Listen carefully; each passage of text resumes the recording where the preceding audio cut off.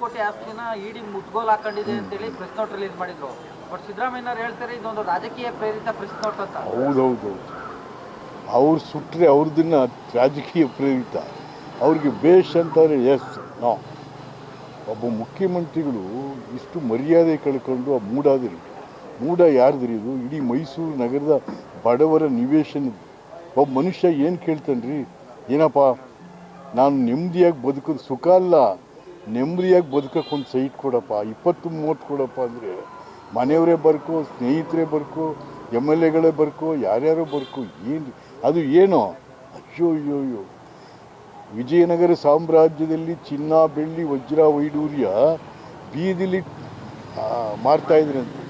ಸಿದ್ದರಾಮಯ್ಯನ ಕಾಲದಲ್ಲಿ 50-80 ಸೈಟ್ ಎಷ್ಟು ಗೊತ್ತೇನ್ರಿ? 1200 ರೂಪಾಯಿ ಮೈಸೂರಲ್ಲಿ. 1200. ಅವ್ರ ಹೆಂಡತಿಗೆ 14 ಸೈಟ್ ಕೊಟ್ಟಿದ್ರು 21,000. ಎಷ್ಟಕ್ಕೆ? 14 ಸೈಟ್ಗೆ. ಯಾವ ಕಾಲದಲ್ಲಿತ್ತು ಸ್ವಾಮಿ? ಹಾಗಾಗಿ ಇವತ್ತು ಮೈಸೂರು ವಿಜಯನಗರ ಸಿದ್ದರಾಮಯ್ಯನ ಕಾಲದಲ್ಲಿ ನಾಚಿಕೆ ಆಗಬೇಕು. ಕೋಟಿ ಆಸ್ತಿನ ಇಡಿ ಮುಟ್ಗೋಲ್ ಹಾಕೊಂಡಿದೆ ಅಂತೇಳಿ ಪ್ರೆಸ್ ನೋಟ್ ರಿಲೀಸ್ ಮಾಡಿದ್ರು.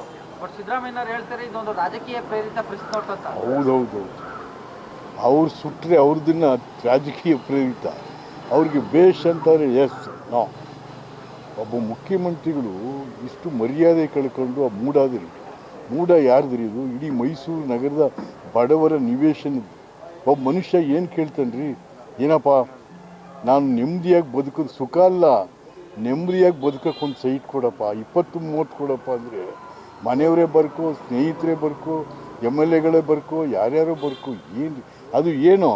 ಅಯ್ಯೋ ಅಯ್ಯೋ ಅಯ್ಯೋ, ವಿಜಯನಗರ ಸಾಮ್ರಾಜ್ಯದಲ್ಲಿ ಚಿನ್ನ, ಬೆಳ್ಳಿ, ವಜ್ರ, ವೈಡೂರ್ಯ ಬೀದಿಲಿ ಮಾರ್ತಾಯಿದ್ರಂತೆ. ಸಿದ್ದರಾಮಯ್ಯನ ಕಾಲದಲ್ಲಿ 50-80 ಸೈಟ್ ಎಷ್ಟು ಗೊತ್ತೇನ್ರಿ? 1200 ರೂಪಾಯಿ ಮೈಸೂರಲ್ಲಿ. 1200. ಅವ್ರ ಹೆಂಡತಿಗೆ 14 ಸೈಟ್ ಕೊಟ್ಟಿದ್ರು 21,000. ಎಷ್ಟಕ್ಕೆ? 14 ಸೈಟ್ಗೆ. ಯಾವ ಕಾಲದಲ್ಲಿತ್ತು ಸ್ವಾಮಿ?